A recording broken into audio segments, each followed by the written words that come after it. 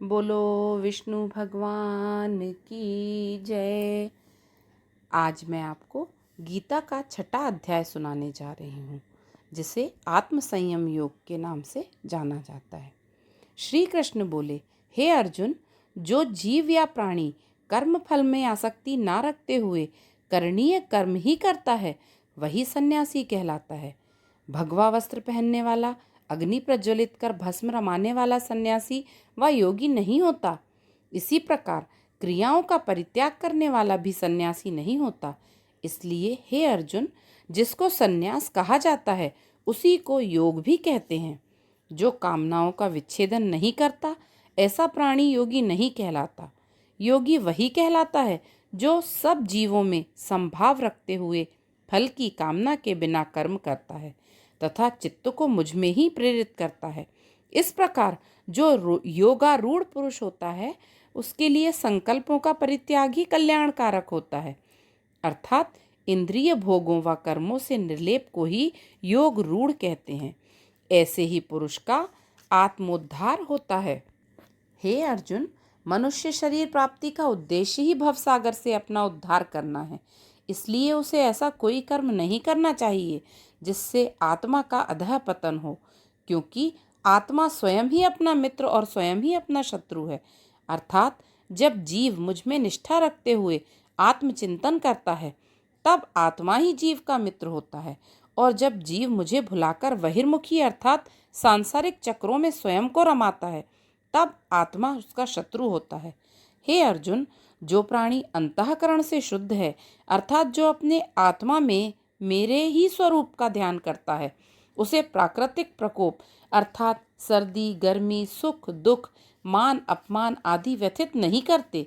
जो स्वात्मा में ही सदैव रमण किया करता है, वही ज्ञानी पुरुष कहलाता है।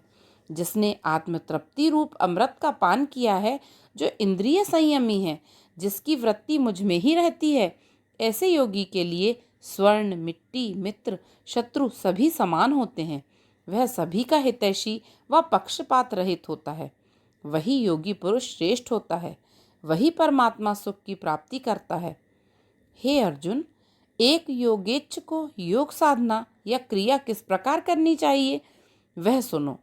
सर्वप्रथम भूभाग को पवित्र कर और उस पर ना अधिक ऊंचा और ना अधिक नीचा आसन बिछाएं। आसन पर सुख मुद्रा में बैठकर इंद्रियों का निग्रह करें और चित्त शुद्धि के लिए प्राणायाम पूर्वक योग क्रिया करें। योग क्रिया करने के लिए शरीर को स्थिर या सीधा रखते हुए भूमध्य अर्थात भुवों के मध्य का भाग में चित्त को स्थिर करें और मुझ परमात्मा का ध्यान करें। इस प्रकार जो पुरुष योग क्रिया करते हुए मुझ में रमता है, वह परमानंद को प्राप्त होता है। हे अर्जुन, उपरोक्त वर्णित योग क्रिया की सिद्धि प्रत्येक प्राणी को नहीं होती है। इस योग सिद्धि के लिए पुरुष को ना तो बहुभोजी होना चाहिए और ना ही मितभोजी, ना निद्रालु और ना सदैव जागृत रहने वाला होना चाहिए। अर्थात जो संयमित जीवन व्यतीत करने वाला होता है, उसे ही योग सिद्धि प्राप्त होती है। इस प्रकार जिस पुरुष का नित्य अभ्यास द्वारा मन स्थिर हो जाता है, वही योग युक्त कहलाता है। ऐसे योगी का चित्त उसी प्रकार स्थिर हो जाता है जैसे वायु शून्य स्थल पर दीपक स्थिर होता है। अतः योग क्रिया सदैव एकांत में रहने से ही स्थिर मन होकर पुरुष मुझ परमात्मा का दर्शन लाभ कर जिस आत्म सुख का आनंद प्राप्त करता है, वह आनंद इंद्रिय सुख से भी अधिक आनंददायक होता है। उस आनंद की प्राप्ति होने पर पुरुष उस आनंद से विमुख नहीं होना होता चाहता। उस आनंद के समक्ष उसे ऐहिक सुख तुच्छ जान पड़ता है। हे अर्जुन, जो पुरुष इस तरह आत्मानंद में लीन रहता है, वह विकट सांसारिक दुखों से भी नहीं घबराता। अतः हे धनंजय, आनंददायक योग विद्या को अवश्य और तत्परता से जानना चाहिए। हे अर्जुन, यह मन या चित्त चलायमान है। पल में एक स्थान पर रहता है तो दूसरे ही पल कोसों दूर चला जाता है। अब मन को स्थिर कैसे किया जाए, इसका उपाय भी जान लो। मन में किसी भी प्रकार की कामना नहीं रखनी चाहिए। कामना या वासना के रहने से ही मन चलायमान होता है। अतः कामनाओं का परित्याग कर इंद्रियों का विग्रह करते हुए मन को मुझ परमात्मा में लगाने से मन स्थिर होता है। जिसका मन स्थिर नहीं रहता, उस पुरुष को एकांत सेवन करते हुए मन को बार बार मुझ परमात्मा में लगाने का अभ्यास करना चाहिए। इससे मन में स्थिरता आती है। सांसारिक विषय भटकाने वाले होते हैं, अतः इन विषयों में मन को ना लगाएं। इस प्रकार जो पुरुष योग क्रिया द्वारा मन को स्थिर करने में सफल होता है, उसे ही परमात्म सुख की प्राप्ति होती है। हे धनंजय, जो पुरुष एकाग्र मन वाला हो जाता है, उसे द्वैत भाव नहीं रहता, अर्थात वह अपने आत्मा के समान ही अन्य जीवों में भी आत्मा के दर्शन करता है। ऐसा योगी संसार को स्वप्नवत देखता है। ऐसे योगी पुरुष के लिए मेरा अभाव नहीं है।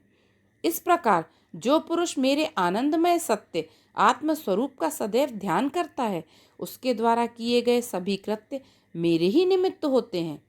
उसे मेरे अतिरिक्त और कुछ भी दृष्टिगोचर नहीं होता। उसके लिए सुख दुख व सृष्टिगत जीव सभी सम होते हैं। जिस योगी का ऐसा संभाव हो जाता है, वही श्रेष्ठ योगी होता है। ऐसा योगी पुनः भव बंधन में नहीं पड़ता। श्री कृष्ण के ऐसे वचनों को सुनकर अर्जुन बोला, हे मधुसूदन, आपने जो संभाव का उपदेश दिया है, यह मुझ जैसे प्राणी के लिए असंभव प्रतीत होता है, क्योंकि मन बड़ा चंचल, बलवान, प्रमेयन वृत्ति का है। अतः इसे वश में करना वायु को वश में करने के समान दुष्कर है।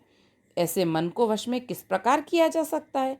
अर्जुन के संशय का निवारण करते हुए श्री कृष्ण बोले, हे कौन्तेय, इसमें किसी भी प्रकार का संशय नहीं है कि मन चंचल होने से उसे वश में करना दुष्कर कार्य है।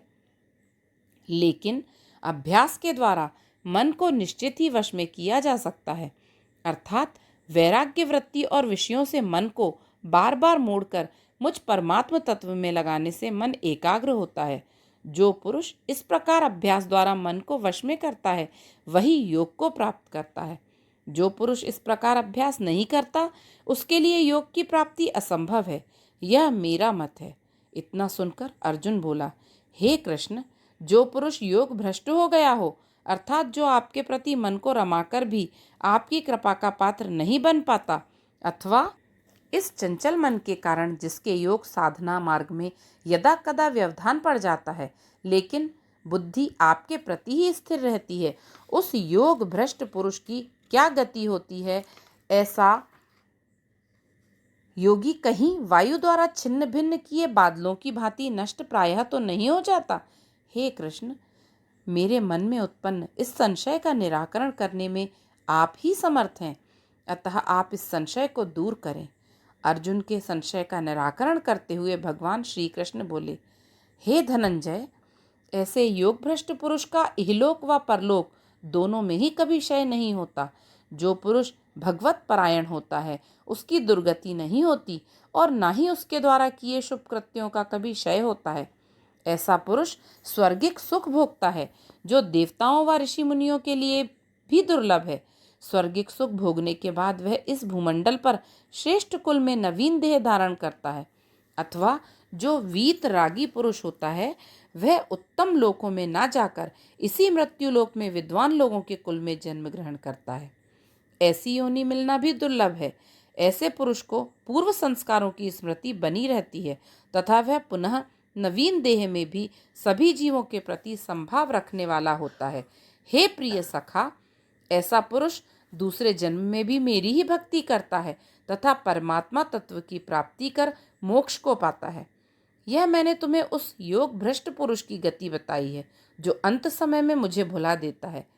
ऐसा योगी पुरुष जो अंत समय में भी मुझे नहीं भुलाता, जिसका मन इस काल में भी मेरे प्रति ही समर्पित रहता है, ऐसा पुरुष भी स्वर्गिक सुख भोगकर अगला जन्म बुद्धिमानों के घर में पाकर पुनः मेरी भक्ति कर परम पद को प्राप्त होता है। इस प्रकार योग सिद्धि एक ही जन्म में प्राप्त नहीं होती, इसके लिए अनेक जन्म लेने पड़ते हैं और उन जन्मों में योगी को मेरी स्मृति बनी रहने के कारण ही वह योग मार्ग से विमुख नहीं होता। ऐसा पुरुष अंततः मेरे परम धाम को प्राप्त होता है। हे कौन्तेय, तप कर्ताओं, शास्त्र ज्ञाताओं व फल प्राप्ति के लोभ में कर्म करने वाले से योगी कहीं अधिक श्रेष्ठ होते हैं। हे अर्जुन, तुम भी योगी हो। सब योगियों में जो श्रद्धापूरित योगी मुझ परमात्मा का निरंतर स्मरण करता है, वही मुझे प्रिय है। अध्याय महत्व। भगवान हरि बोले, हे देवी, अब मैं तुम्हें छठे अध्याय का महत्व बतलाता हूँ। इस अध्याय का नित्य पाठ श्रवण करने से तेजस्विता व मुक्ति की प्राप्ति होती है। प्राचीन काल में गोदावरी के तट पर प्रतिष्ठानपुर पैठण नामक एक नगर में ज्ञातश्रुति राजा का शासन था। वह तपोनिष्ठ, धर्मी, न्यायप्रिय व प्रजाप्रिय राजा नित्य यज्ञादि कर्म क्रिया करता था, जिससे उसके राज्य पर इंद्रदेव की कृपा बनी रहती थी। इसी के प्रभाव से उसका राज्य समृद्ध भी था। एक दिन ज्ञातश्रुति अपने महल की छत पर टहल रहा था। तभी आकाश मार्ग से हंसों के रूप में देव समूह उधर से निकला। हंसों में 2 हंस तीव्र गति से जा रहे थे। शेष मंद गति से चलते हुए पीछे छूट गए थे। पीछे वाले हंसों ने कहा, अरे तुम लोग तीव्र गति से चले जा रहे हो, क्या तुम्हें तपोनिष्ठ ज्ञातश्रुति का तनिक भी भय नहीं है? पीछे वाले हंसों की बात सुनकर आगे वाले 2 हंस बोले, इस राजा का तप इतना अधिक भारी नहीं जितना रैक्व मुनि का है। राजा ज्ञातश्रुति ने जब रैक्व मुनि का नाम सुना तो उसे आश्चर्य हुआ। उसने नीचे उतरकर अपने सारथी को रैक्व मुनि को अपने साथ ले आने का आदेश दिया। राजा की आज्ञा पाकर सारथी उस अरण्य में गया जहाँ रैक्व मुनि रहते थे। जब वह उनके समीप पहुंचा तब मुनि एक वृक्ष के नीचे बैठकर अंग खुजला रहे थे। सारथी ने श्रद्धावत उन्हें प्रणाम किया और पूछा, हे मुनि श्रेष्ठ, आप इस वृक्ष तले किस प्रयोजन से विराजित हैं? कृपा कर हमारे राजन ज्ञातश्रुति के प्रासाद को चलकर पवित्र करें। यह सुनकर रैक्व मुनि ने कहा, हे राजसेवक, हम स्वच्छंद वृत्ति के हैं, किसी से भी हमें कोई अभिलाषा नहीं है। मुनि के इन वचनों को सुनकर सारथी राजा ज्ञातश्रुति के पास पहुंचा और जैसा मुनि ने कहा था वैसा ही उन्हें कह सुनाया। सारथी की बात सुनकर राजा के मन में मुनि के प्रति श्रद्धा भाव उमड़ पड़ा। वह अश्वरथ में विभिन्न रत्न, वस्त्र, आहार तथा साथ में 1000 गौएं लेकर मुनि की सेवा में अर्पित करने गया। मुनि को दंडवत प्रणाम कर राजा ने कहा, हे मुनि, मैं आपके लिए यह तुच्छ भेंट लाया हूँ, आप इसे स्वीकार कर मुझे अनुग्रहित करें। मुनि इतने अधिक उपहारों को देखकर राजा ज्ञातश्रुति पर क्रोधित हो गए। मुनि के क्रोध से भयभीत राजा ने कहा, हे मुनि, आपके भाव को मैं निर्बुद्धि समझ नहीं पाया, आप मुझे क्षमा करें। वह बार बार मुनि के चरणों में गिर पड़ता। अंततः मुनि को दया आ गई और वह राजा से बोले, राजन, तुम्हारा मनोरथ क्या है, मुझसे स्पष्ट कहो। तब राजा ज्ञातश्रुति ने कहा, हे मुनि, आपकी इस तेज राशि का रहस्य क्या है? मैं केवल इतना ही जानने का इच्छुक हूँ, क्योंकि आपकी यह तेज राशि देवताओं के लिए भी सहनीय नहीं है।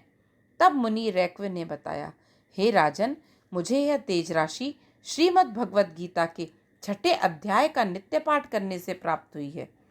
तेज राशि का रहस्य जानकर राजा ने मुनि को प्रणाम कर अपने राज्य की ओर प्रस्थान किया।